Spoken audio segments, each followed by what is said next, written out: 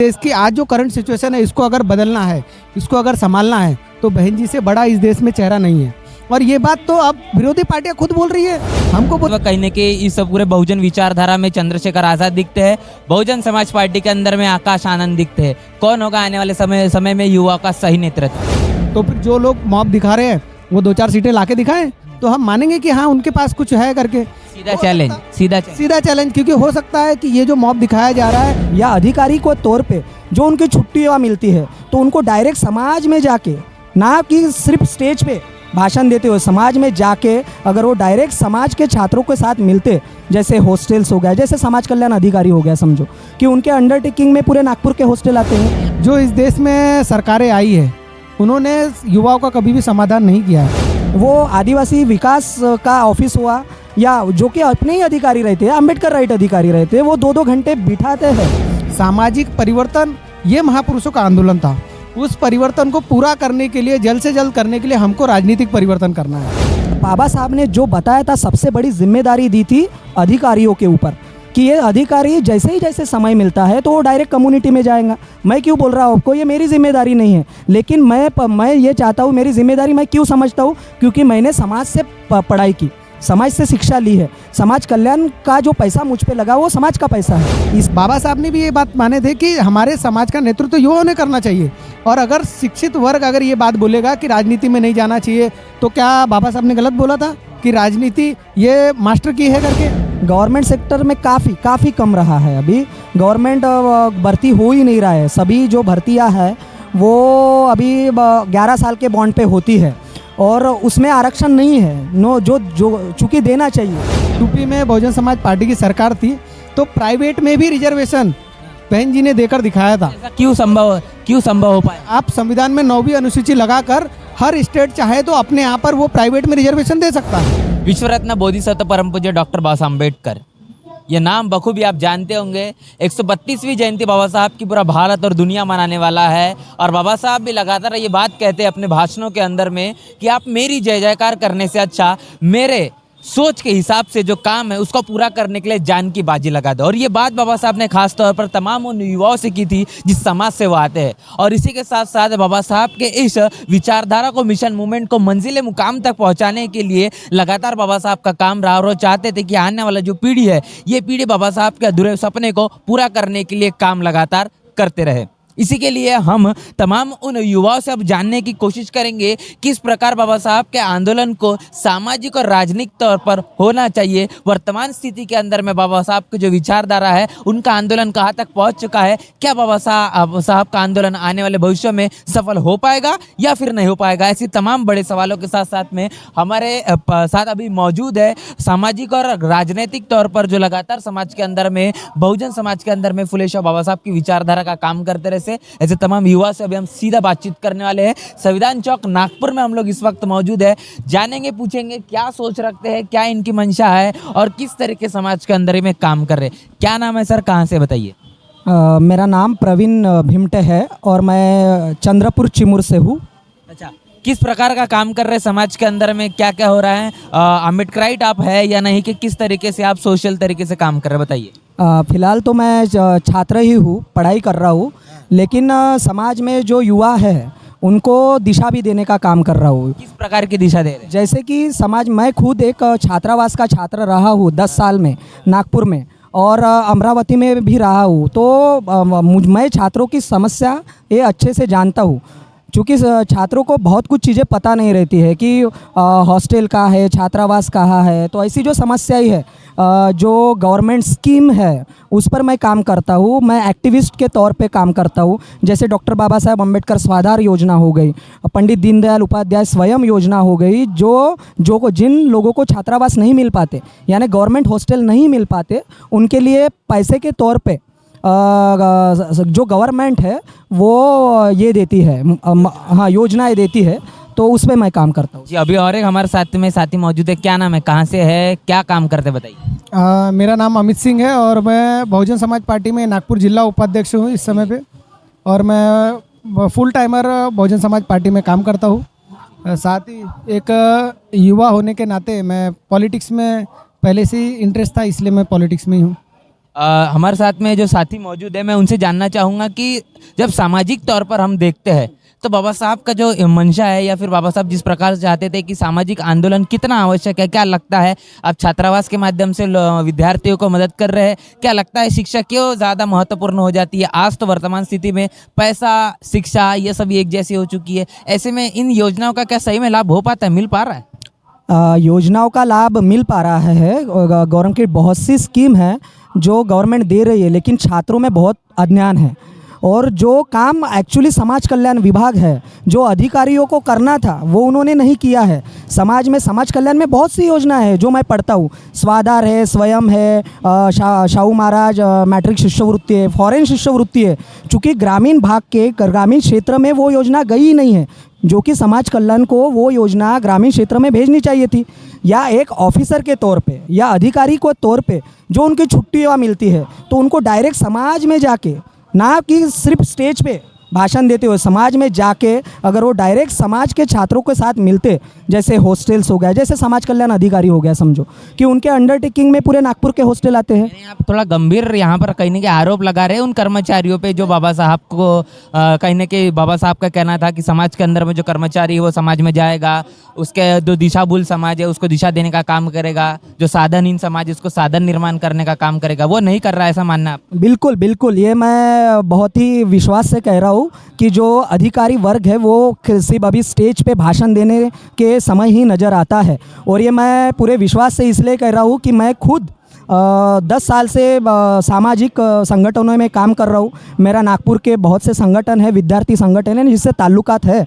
और अभी भी ऐसा है कि हम एक विद्यार्थी का मुद्दा लेके, एक छात्र का मुद्दा लेके अगर ऑफिस में जाते हैं, वो आदिवासी विकास का ऑफिस हुआ या जो कि अपने ही अधिकारी रहते हैं, अम्बेडकर राइट अधिकारी रहते हैं, वो 2-2 घंटे बिठाते हैं, जो कि पहले छात्रों की समस्या उनको समझनी चाहिए, सॉल्व करनी चाहिए। और बाबा साहब ने जो बताया था, सबसे बड़ी जिम्मेदारी दी थी अधिकारियों के ऊपर कि ये अधिकारी जैसे समय मिलता है तो वो डायरेक्ट कम्युनिटी में जाएगा। मैं क्यों बोल रहा हूँ आपको, ये मेरी जिम्मेदारी नहीं है, लेकिन मैं ये चाहता हूँ, मेरी जिम्मेदारी मैं क्यों समझता हूँ, क्योंकि मैंने समाज से पढ़ाई की, समाज से शिक्षा ली है। समाज कल्याण का जो पैसा मुझ पे लगा वो समाज का पैसा है, इसलिए मैं ये मेरा उत्तरदायित्व समझता हूँ। और पिछले कई सालों से विद्यार्थियों को गाइडेंस कर रहा हूँ, आज भी जा रहा हूँ। यही पिछले हफ्ते मैं कलमेश्वर में जो मागास वर्गीय मूली यानी जो महिला है, यानी विद्यार्थिनी है, उनका जो छात्रावास है, उसमें जाके निःशुल्क करियर गाइडेंस करके आया हूँ। तो मुझसे इफेक्टिव एक अधिकारी कर सकता है, ऐसा मैं समझता हूँ। और 10 अधिकारियों ने नागपुर विभाग के ऐसे अगर और महाराष्ट्र के ऐसे एक अधिकारियों ने ऐसा इसको गंभीरता से लिया, तो बहुत कुछ बदलाव समाज में आ सकता है योजनाओं के माध्यम से। और मैं खुद समझता हूँ कि 1 साल में स्वाधार योजना के 60,000 रुपये मिलते हैं, तो दो साल में अगर 11वीं को 60,000 मिलते हैं और 12वीं जो है उसको 60,000 मिलते हैं, तो 1,20,000 मिलते हैं। और डिग्री को भी 3 साल की रहा तो 1 साल 80,000, 4 साल का डिग्री रहा तो जो तमाम योजनाएं हैं ये लगातार समाज के अंदर में है, लेकिन इसका कहीं ना कहीं जो अज्ञान है वो कहीं ना कहीं देखने को मिल रहा है। उसके बदौलत जो बहुजन समाज है वो शिक्षित नहीं हो पा रहा है, ये भी आप कारण बता रहे।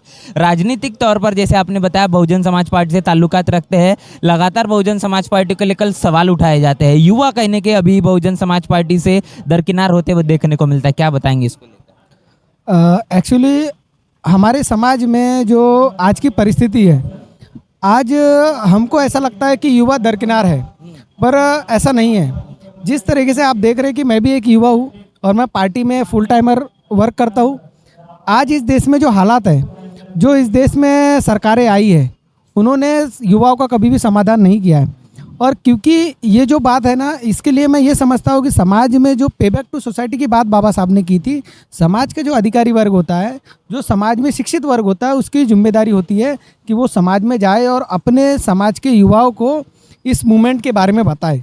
सामाजिक परिवर्तन ये महापुरुषों का आंदोलन था, उस परिवर्तन को पूरा करने के लिए, जल्द से जल्द करने के लिए हमको राजनीतिक परिवर्तन करना है। और इसीलिए आज हम सारे लोग जो बहुजन समाज के लोग हैं वो बहन कुमारी मायावती जी के नेतृत्व में काम कर रहे हैं। सभी को पता है कि इस देश के अंदर साहू फुले अम्बेडकर की विचारधारा को अगर जन जन तक किसी ने पहुंचाया है तो मान्यवर कांसीराम साहब ने इस देश के शिक्षित वर्ग को साथ लेकर जन जन तक पहुंचाया है। आज अगर ये मूवमेंट आगे नहीं बढ़ रही है या आपको लगता है कि युवा इसमें इंटरेस्ट नहीं ले रहा, तो इसका जिम्मेदार कहीं ना कहीं समाज का वो शिक्षित वर्ग है, क्योंकि उनको लग रहा है कि उन्होंने यही जो हम शिक्षित वर्ग की आपने जो बात की, यही जो शिक्षित वर्ग है ये एक समाज के अंदर में कहता है कि राजनीति के अंदर में नहीं जाना चाहिए, राजनीति एक दलदल है, एक कीचड़ है, इसके अंदर में जाकर चरित्र पर दाग लगते हैं, तमाम तरीके के सवाल उठाते हैं। फिर कैसे जब जो अधिकारी का आप बता रहे काम है कि अगर समाज के अंदर में जाकर राजनीति करना बताना, लेकिन यही कहीं ना कहीं राजनीति से दूर रहने के लिए कह रहा है। हाँ, क्योंकि जब तक ये इंसान अधिकारी रहता है तब तक उसको लगता है कि मुझे तो उस ओहदे के वजह से उसको मान सम्मान मिलता है, लेकिन जब वो पद से हटने की जब समय आता है तब उसको लगता है कि ये मान सम्मान वापस कहाँ मिलेगा, तब वो इंसान राजनीति में एंट्री करता है। लेकिन वो ये नहीं समझता है कि अगर समाज का युवा वर्ग अगर आज राजनीति में एंट्री नहीं करेगा, अगर आज शिक्षित नहीं होगा, साहू फुले अम्बेडकर की विचारधारा लेकर नहीं जाएगा, तो कल का भारत कैसा होगा। बाबा साहब ने भी ये बात माने थे कि हमारे समाज का नेतृत्व युवाओं ने करना चाहिए, और अगर शिक्षित वर्ग अगर ये बात बोलेगा कि राजनीति में नहीं जाना चाहिए, तो क्या बाबा साहब ने गलत बोला था कि राजनीति ये मास्टर की है करके? तो क्या वो ये कहना चाहते हैं कि बाबा साहब की ये बात गलत है? नहीं, ऐसा नहीं है। हम ये चीज़ समझते हैं कि कोई भी काम हो उसमें अच्छे और बुरे लोग दोनों तरीके के होते हैं। इस देश में जो सरकारें आज दिन तक रही है उन्होंने क्या काम किया आपने देखा है, बहुजन समाज पार्टी ने क्या काम किया ये भी आपने देखा है। आप बहुजन समाज पार्टी के ऊपर कभी भी किसी भी राजनीतिक पार्टी ने ये आरोप नहीं लगाया होगा कि बीएसपी के समय क्या काम हुआ, बीएसपी के समय कानून व्यवस्था कैसी रहती। वो सिर्फ ऐसे आरोप लगाएंगे जो निराधार रहते हैं, वो किसी भी चीज़ के ऊपर आरोप लगाएंगे। आकाश आनंद जी जो हमारे नेशनल लीडर हैं, उनके जूते के ऊपर चर्चा होती है, चप्पल के ऊपर चर्चा होती है। कभी पॉलिटिक्स में इस चीज़ की चर्चा होनी चाहिए, बात होनी चाहिए कि बीएसपी ने जब 4 बार यूपी में शासन किया तो यूपी में कानून व्यवस्था कैसी थी, वहाँ पे विकास की दर क्या थी। जिस समय देश क्या पूरी दुनिया रिसेशन से मतलब बहुत ज़्यादा परेशान था, उस समय यूपी में सबसे ज़्यादा सरकारी नौकरी निकली। अभी दूसरे हम साथी से सवाल लेंगे। आरक्षण क्या बताएंगे, देश के अंदर में बचा हुआ है अभी लगता है आपको? देखो, जो आरक्षण है वो गवर्नमेंट सेक्टर में है और प्राइवेट सेक्टर में आरक्षण कितना % नौकरियां है गवर्नमेंट सेक्टर? गवर्नमेंट सेक्टर में काफ़ी कम रहा है। अभी गवर्नमेंट भर्ती हो ही नहीं रहा है। सभी जो भर्तियां है वो अभी 11 साल के बॉन्ड पे होती है और उसमें आरक्षण नहीं है, जो चूँकि देना चाहिए। हमारे दूसरे साथी से एक सवाल लेते हैं। ये जो बता रहे हैं कि गवर्नमेंट सेक्टर के अंदर में ही रिजर्वेशन दिया जा सकता है, प्राइवेट सेक्टर में रिजर्वेशन संभव है, ऐसा बहुजन समाज पार्टी ने कभी किया है? हाँ, जब यूपी में बहुजन समाज पार्टी की सरकार थी तो प्राइवेट में भी रिजर्वेशन बहन जी ने देकर दिखाया था। ऐसा क्यों संभव हो पाया? आप संविधान में 9वीं अनुसूची लगाकर हर स्टेट चाहे तो अपने यहाँ पर वो प्राइवेट में रिजर्वेशन दे सकता है, और ऐसा पॉसिबल है क्योंकि इस देश में इस देश की जो अम्बेडकरी विरोधी विचारधारा की जो सरकारें हैं, जो पार्टियां हैं, उनको ये बात पता है कि अगर इस समाज को रोकना है तो सरकारी विभागों की नौकरियों को ख़त्म करना है। तो इसीलिए उनको पता है कि सरकारी डिपार्टमेंट में आरक्षण है, प्राइवेट में उनको देना नहीं है। बहन जी ने बार बार लेटर लिखा है केंद्र सरकार को भी और सभी को बताया है कि आप प्राइवेटाइजेशन कर रहे हैं, हम उसका विरोध नहीं करेंगे अगर आप प्राइवेट में भी रिजर्वेशन लाए तो। लेकिन आप क्या कर रहे हैं, एक चाल के तहत इस समाज को कहीं ना कहीं दबा कुचले समाज को और दबाने की कोशिश कर रहे हो कि सरकारी नौकरियां तो ख़त्म कर रहे, लेकिन जो प्राइवेट है उसमें रिजर्वेशन नहीं दे रहे। मतलब इनडायरेक्टली आप इस समाज को पूरी तरीके से वंचित बना रहे हो। इसीलिए हम कहते हैं कि राजनीतिक पार्टी में हमारे युवाओं को इंटरेस्ट लेना चाहिए। अगर नहीं लोगे, कल को तुम्हारी सरकारी नौकरी तो खत्म होंगी। प्राइवेट में तुम ना टेंडर ले सकते, ना तुम्हारी इतनी हैसियत है कि तुम बड़े बड़े करोड़ों के टेंडर ले सको, तो तुम किस तरीके से इस देश में सर्वाइव कर पाओगे। अभी ये जो बची खुची जो आरक्षण है आप जिसकी बात किया, क्या लग रहा है कितना इसमें बहुजन समाज का रोल रहेगा या बहुजन समाज की कितनी भागीदारी मानते हैं? अभी तो बहुत कम भागीदारी रही है, जो कि संविधान का जो मूलभूत आधार था वही अभी चेंज होता हुआ दिख रहा है। अभी जो सुप्रीम कोर्ट का जजमेंट आया था उसमें उच्च जो वर्णीय लोग हैं जिनका कोई शोषण नहीं हुआ इस देश में, उनका आधार ही बदला गया। दुनिया में बहुत ही कम होंगे, एक आध कंट्री होगी जिसमें आर्थिक आधार पे, इकोनॉमिकल बेसिस पे रिजर्वेशन दिया होगा, लेकिन ये मूलभूत आधार ही नहीं है। उस आधार पे अगर दिया हुआ है तो 10% अभी एक्सिट हो गया। EWS को आप कितना संवैधानिक मानते हैं? मेरे हिसाब से ये संविधान की अवहेलना है, क्योंकि संविधान में ऐसा कोई प्रावधान ही नहीं था इकोनॉमिक बेस पे जो जिनके ऊपर ये मैं इनको ये कोई गरीबी हटाओ निर्मूलन की योजना ये नहीं है, इकोनॉमी आरक्षण ये गरीबी हटाओ कार्यक्रम नहीं नहीं है। मैं ये ऐसा मानता हूँ क्या है फिर? ये एक प्रतिनिधित्व है, जो रिप्रेजेंटेशन है। हजारों साल से शिक्षा से जो समाज को वंचित किया गया, बहुत ही बुरी तरीके से हजारों साल से पीड़ाएं दी गई, तो उनको बराबरी में लाने के लिए और भी योजनाएं हैं, मनरेगा जैसी योजना है जिससे पावर्टी को ख़त्म किया जा सकता है। तो जो इकोनॉमिकल आधार है, जो आधार दिया गया है, तो मैं ऐसा समझता हूँ कि वो आधार आरक्षण का नहीं हो सकता। तो मैं नहीं मानता कि ये EWS का जो आरक्षण है वो सही है मेरे हिसाब से। सीधा सवाल करना चाहूँगा, अभी हम युवाओं की खास तौर पर बात कर रहे हैं। एक तौर पर हमको युवा नेतृत्व कहने के इस पूरे बहुजन विचारधारा में चंद्रशेखर आज़ाद दिखते हैं, बहुजन समाज पार्टी के अंदर में आकाश आनंद दिखते हैं। कौन होगा आने वाले समय में युवा का सही नेतृत्व? आप देखिए, इस देश के अंदर मान्यवर साहब ने जब मूवमेंट शुरू की थी, तो आप समझते होंगे कि बाबा साहब ने जो बात रखी थी, इस समाज को एकजुट कर कर महापुरुषों की विचारधारा जन जन तक पहुंचाने के बाद ही समाज तय करता है कि किसको नेतृत्व देना है। बात आपने जो रखी है, जिसका नाम लिया आपने कि जो चंद्रशेखर आज़ाद जी है वो नेतृत्व करेंगे या नहीं करेंगे, भाई मुझे बताइए कि आप जितने दिनों से उन्होंने अभी तक संघर्ष किया, क्या मान्यवर साहब ने जब ये मूवमेंट शुरू किए थे तो क्या उन्होंने डायरेक्ट राजनीतिक पार्टी बनाई थी? राजनीतिक पार्टी बनाने के पहले 20 साल उन्होंने इस देश में समाज में जन जन तक साहू फुले अम्बेडकर की विचारधारा पहुंचाई। मतलब कि मान्यवर साहब ने तो कभी ये कहा ही नहीं कि राजनीति मेरा मुद्दा है। मान्यवर साहब कहते थे कि सामाजिक परिवर्तन ये हमारा अंतिम उद्देश्य है, लेकिन इस देश का शासक बनकर हम ये काम कर सकते जल्द से जल्द। इसीलिए हमें सामाजिक परिवर्तन के लिए काम करना है। आज जो ये लोग बीच बीच में उड़ जाते हैं, जो 2-4 लोग आपको दिखते हैं, ऐसा क्या इन्होंने जादू किया ये बताइए? क्या इनके पास ऐसा कोई संगठन है? जैसे कि मैं पूछ रहा था कि जिस प्रकार अभी बहुजन समाज पार्टी के अंदर में एक कैडराइज पार्टी जिसको कहा जाता है, इस कैडराइज पार्टी के अंदर में अभी जो युवाओं की भागीदारी की हमने बात की, इस भागीदारी के अंदर में एक बहुत बड़ा जो मॉब है वो चंद्रशेखर आज़ाद की तरफ हमको देखने को मिलता है। अभी उन्होंने हाल ही में बहुत सारी जो सभाएं की, इस सभाओं के अंदर में तो फिर बहुजन समाज पार्टी के सभाओं के अंदर में या फिर उनके कार्यक्रमों के अंदर में ये मॉब क्यों नहीं दिखता? ये वो चाहते तो है बहुजन समाज पार्टी को वोट करना ये सारे, लेकिन वो मॉब कहने के जो है वो क्यों चंद्रशेखर के पास में जा रहा है? क्या कमी रह जा रही है बीएसपी के अंदर? उसके लिए आपको, जैसे हमारे साउथ में अभी RS प्रवीण कुमार सर जिस तरीके से काम कर रहे हैं, आप देखते होंगे कि सबसे ज़्यादा युवा उनके साथ दिखाई देते हैं आपको।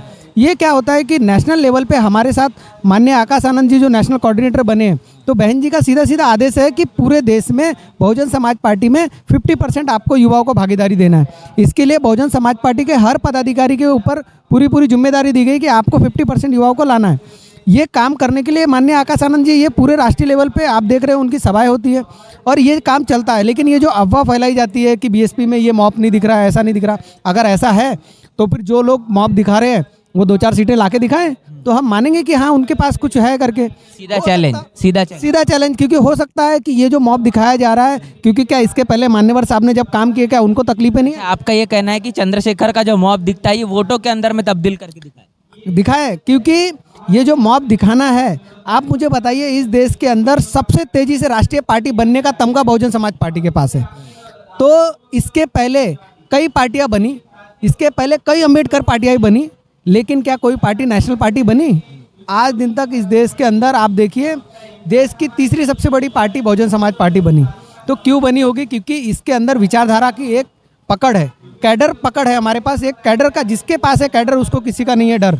तो ये जो बात है, ये जिनका आप नाम ले रहे हैं चंद्रशेखर जी का, उनके पास ऐसा कुछ नहीं है। वो एक हवा बनाई गई कि भाई किसी भी तरीके से बहुजन मूवमेंट को रोकना है तो इस तरीके के आपको ये दिखाई देगा, लेकिन मुझे नहीं लगता उसका बहुत ज़्यादा इफेक्ट होता है। क्योंकि इसके पहले हमने वो देख चुके हैं, यूपी के चुनाव हुए, इसके पहले और इधर स्टेट में चुनाव हुए, उसका क्या नतीजा है?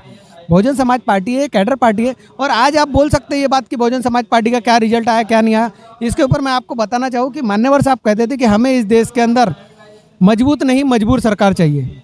और क्योंकि बहुजन समाज पार्टी ये कैडर पार्टी है, हमारे कार्यकर्ता हर चीज़ को समझते हैं कि हमको कब क्या करना है। साथ ही से हम सवाल करना चाहेंगे दूसरा वाला एक कि खास तौर पर समाज के अंदर में क्या ज़रूरी है?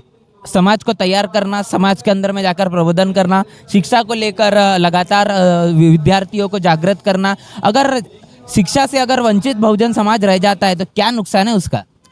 इसका तो बहुत अच्छा बहुत बुरा नुकसान है समाज का, क्योंकि बाबा साहब ने जो क्रांति के 3 जो ये बताए थे पिलर्स बताए थे, वो पिलर्स यही थे। पहला पिलर्स था शिक्षा, शस्त्र दूसरा मुद्दा था, और तीसरा मुद्दा था संपत्ति। लेकिन ये शस्त्र और संपत्ति मिलाने के लिए भी शिक्षा ही ज़रूरी है। अभी शस्त्र से तो क्रांति नहीं आती, क्रांति आती है कलम से, और कलम आदमी कब चलाएगा, जब वो शिक्षित होगा।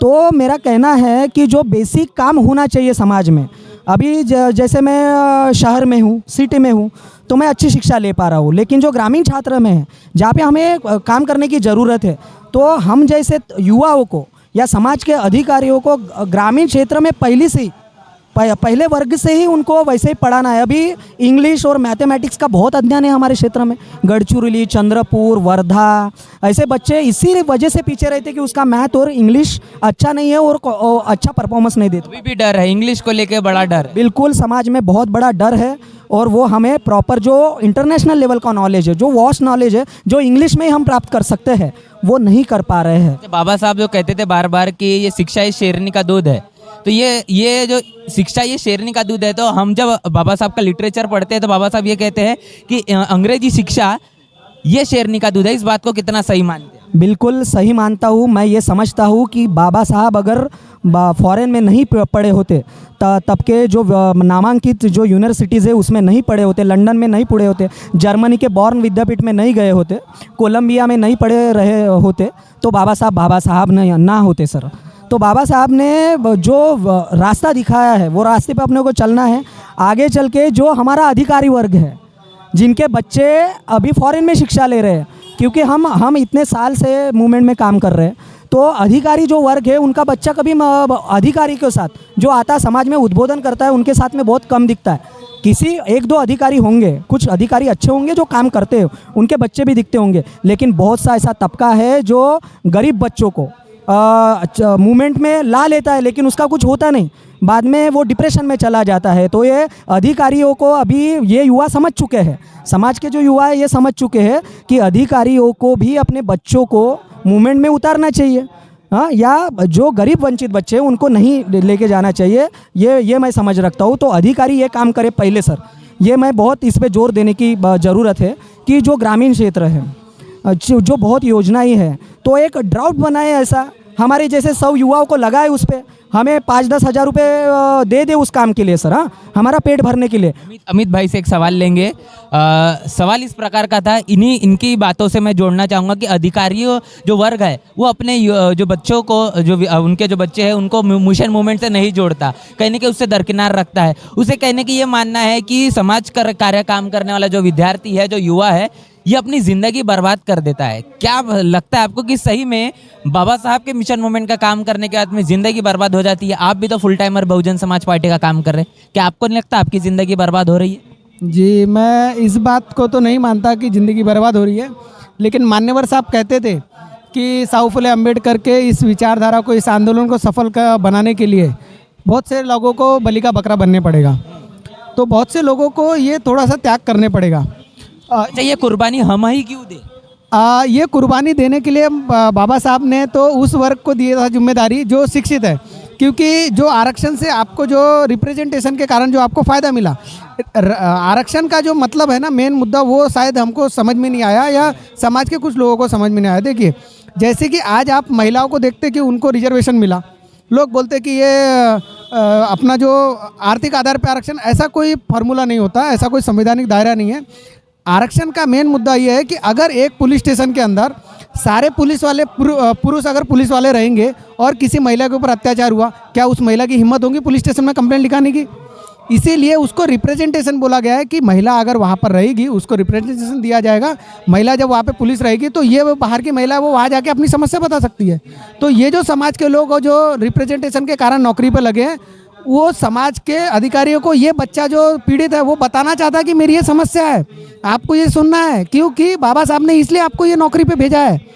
लेकिन उसको समझ में नहीं आ रहा है, वो ये बता रहा है कि आप मूवमेंट में कूद जाओ, लेकिन अपने बच्चे को फौरन भेज दे रहा है। हमारा ये कहना है कि अगर आप चाहते हो कि इस समाज में इतने सारे जो पीड़ित बच्चे हैं उनका भला हो, तो एक तो आप अपने बच्चे को थोड़ी देर के लिए इस मूवमेंट में लाओ, उसको भी समझने दो, उससे उसका फ़ायदा ही होगा, नुकसान नहीं होगा। क्योंकि गलती से अगर उसको मूवमेंट नहीं समझ में आई और गलती से अगर ये मूवमेंट नीचे आती है तो कहीं ना कहीं कल आपका बच्चा कलेक्टर बन जाएगा पर उसको ग्लास फेंक के दिया जाएगा। क्योंकि इसके पहले हुआ है, क्या कोई अधिकारी बनने के बाद क्या बाबा साहब से ज़्यादा तो होशियार नहीं हो जाएगा? तो बाबा साहब इतने विद्वान थे, उसके बाद भी उनके साथ छुआछूत भेदभाव हुआ था ना, इसलिए हुआ था क्योंकि समाज एकत्रित नहीं था। अगर समाज यहाँ पर रोकना चाहूँगा, दर्शन सोलंकी नाम का एक अभी हाल ही में एक बच्चे ने आत्महत्या किया है ना, जो IIT बॉम्बे के अंदर में दर्शन सोलंकी ने आत्महत्या किया जाति के नाम पर। क्या लगता है आपको कि इसके पीछे का क्या वजह हो सकती है? जो विद्यार्थी समाज के अंदर में काम नहीं करते या फिर समाज के बारे में उनको जानकारी नहीं होती, देश के अंदर में जो व्यवस्था चल रही है उसके बारे में जानकारी नहीं होती, क्या इसका कहीं ना कहीं प्रतिफल मानते हैं आप? इसका भी मैं जिम्मेदार समाज के अधिकारियों को समझता हूँ। क्योंकि देखिए, जब एक बच्चा एक स्कूल में कॉलेज में एडमिशन लेता है तो अगर SC समाज का बच्चा है तो समाज कल्याण की जिम्मेदारी होती है, उसकी सारी देखरेख करना, उसको पूरी तरीके से प्रोटेक्ट करना। आदिवासी बच्चों के लिए आदिवासी डिपार्टमेंट दिया गया है, जो इस देश में वंचित वर्ग है उसके लिए बाबा साहब ने संविधान में सारा प्रावधान किया है। जब ये जिम्मेदारी किसकी है? जिम्मेदारी उस अधिकारी की है जिसको ये जिम्मेदारी दी गई है कि आपको अपने समाज का, जो समाज पीड़ित समाज है उसका नेतृत्व करना है। अब अगर किसी बच्चे को समस्या है उसकी सुनी नहीं गई, इसीलिए कहीं ना कहीं आत्महत्या हुई है। या फिर समाज के जो जिम्मेदार लोग हैं, देखिए आज जिस तरीके से जैसे हमारे साथ में सामाजिक कार्यकर्ता प्रवीण भिमटे साहब है, वो बता रहे कि वो काम कर रहे हैं, तो उन्होंने अपनी नैतिक जिम्मेदारी समझी है। लेकिन उनको कोई प्रोटोकॉल नहीं है कि उनको ये करना ही है, क्योंकि उन्होंने अभी तक आरक्षण का फायदा लिया नहीं, उनको नौकरी लगी नहीं। निखिल, जिसको लगी है उसकी तो जिम्मेदारी है ना। अगर वो नहीं कर रहा है तो मुझे लगता है कि आने वाले समय में फिर ये स्थिति जरूर बनेगी कि आपका बच्चा अधिकारी तो बन जाएगा फॉरेन में शिक्षा लेके, लेकिन अगर देश में जब ज्वाइन करेंगे ना तो उसको भी एक जाति के आधार पे ऐसा ना हो जाए कि आपको भी गिलास फेंक के दिया जाए, तो कहीं ना कहीं ये परिस्थिति ना आए। इसलिए मुझे लगता है कि समाज में अधिकारियों ने अभी थोड़ा सा जाग जाना चाहिए और जो अपने बच्चे हैं उनको मूवमेंट में लाना चाहिए। तो आपको समझ में आएगा कि इस समाज के मूवमेंट में जो बच्चे काम कर रहे हैं उनकी समस्या क्या है। ये प्रवीण सर, आपसे मैं पूछना चाहूँगा, जाति का फैक्टर कितना काम करता है इस तमाम इंस्टीट्यूशन के अंदर में जहाँ पर आप समाज कल्याण के विभाग के माध्यम से काम कर रहे हैं? क्या लगता है कहने की कि जाति का फैक्टर हमेशा बना रहता है, आप कितने भी बड़े पद पर चले जाएं? बिल्कुल बना रहता है कि आप अगर कोई यूनिवर्सिटी में भी रहते हैं और इंटरव्यू भी होता है तो ये जहन में रहता है उन लोगों के, क्योंकि नाम से भी जाति नाम से भी पहचानी जाती है।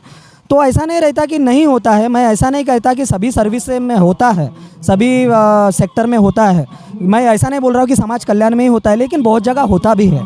ये इसको अपन, और अभी ऐसा कहा जाता है कि जातिवाद तो पूरे तरीके से खत्म हो चुका, कहीं है नहीं, अभी 21वीं सदी में हम जी रहे हैं, जातिवाद कहीं अभी रहा नहीं है। क्या सच मानते हैं इस बात को? बिल्कुल नहीं मानता, मैं इसको ठुकराता हूँ। बाबा साहब ने खुद कहा है कि जाति यह अपनी एक कल्पना है और उसको 100 साल लगेंगे, 200 साल लगेंगे। हाँ, तो ये होता है जो अपना क्या जो जातिया है तो ये ख़त्म नहीं हुए अभी तक। इसका परिणाम ये दिखता है अपने को, अगर आप यूपी में जाओ, किसी महिला पर अत्याचार होता है तो कोई उच्च वर्णीय महिला पर बहुत कम अत्याचार होता है। वो आदिवासी, वो अनुसूचित जाति जमाती के जो महिलाएं रहती है उन पे होता है। तो ये ऐसा नहीं होता है कि वो व्यक्ति में वहशत है इसीलिए वो कर रहा है, वो ये आधार पे करता है कि ये वो समाज से बिलोंग करती है जिसका कोई अस्तित्व नहीं है, जिनका शोषण ही करने के लिए हम पैदा हुए हैं ना। क्या यहाँ पर एक सवाल, बहुजन समाज पार्टी के राष्ट्रीय अध्यक्ष बहन मायावती जी, इनको लेकर हमेशा से एक सवाल बना रहता है कि बहन जी अपने घर से बाहर नहीं निकलती, रास्तों पर नहीं निकलती, समाज की आवाज़ नहीं उठाती।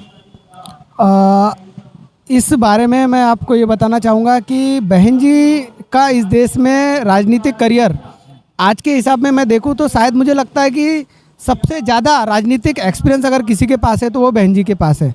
प्रेजेंट सिचुएशन में आप देखेंगे तो इसमें कोई भी राजनेता हो वो बहन जी के बराबरी पर नहीं है।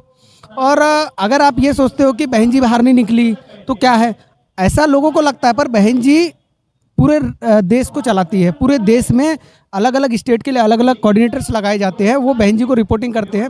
अब लोग ये सोचेंगे कि नहीं बहन जी गली गली हर जगह जा पाए, तो ये तो पॉसिबल नहीं होगा। लेकिन बहन जी हर स्टेट के लोगों को बुला के उनसे बराबर रिपोर्टिंग लेती है। समाज के बीच में जाने के लिए बहन जी ने हमारे आकाश आनंद जी जिनको राष्ट्रीय कोऑर्डिनेटर बनाया, उनको हमेशा आदेश करती हैं, वो हमेशा जाते हैं जब भी समाज में कहीं अन्याय तक। 2024 आने वाला है, क्या बताएंगे? बहुजन समाज पार्टी के राष्ट्रीय अध्यक्ष बहन मायावती जी क्या प्रधानमंत्री के पद की दावेदार होगी या फिर नहीं होगी, या मानते हैं आपकी कांग्रेस और भाजपा से ही फिर से एक बार प्रधानमंत्री बनेगा?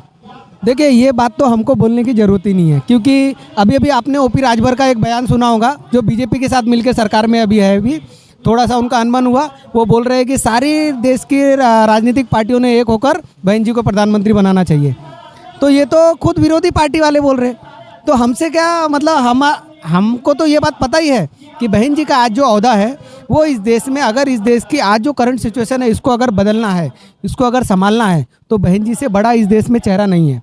और ये बात तो अब विरोधी पार्टियां खुद बोल रही है, हमको बोलने की क्या जरूरत है। आप जम्मू कश्मीर से चलो कन्याकुमारी तक, तो आपको आधे से ज़्यादा राजनीतिक पार्टियों से आप पूछ लो कि आज इस देश में अगर किसी को प्रधानमंत्री बनाना हो तो आपका किसका नाम आप आगे करोगे। तो खुद बीजेपी को समर्थन देने वाले कई लोग बाहर आ जाते हैं कि बहन जी को प्रधानमंत्री बनाना चाहिए करके। यानी कि उनको भी समझता है कि बहन जी ये न्यायप्रिय नेता है, इनके आने से ही इस देश की सारी सामाजिक और राजनीतिक समस्या का समाधान हो पाएगा। तो यहाँ पर हमने जो सीधी तमाम इन युवाओं से बात की, सामाजिक और राजनीतिक मुद्दों को लेकर, इन तमाम इस बड़ी चर्चा को लेकर क्या आपका मानना है, किस प्रकार आप इन तमाम सवालों पर अपने विचार रखते हैं, कमेंट बॉक्स में आपके विचार हमें ज़रूर बताएं। बने रहे नेशनल चौपाल के साथ, तब तक के लिए जय भीम, जय भारत। बहुजन विचारधारा को घर घर तक पहुंचाने के लिए हमारे YouTube चैनल को सब्सक्राइब करें, लाइक करें, कमेंट करें, शेयर करें और बेल आइकन की घंटी दबाना ना भूलें।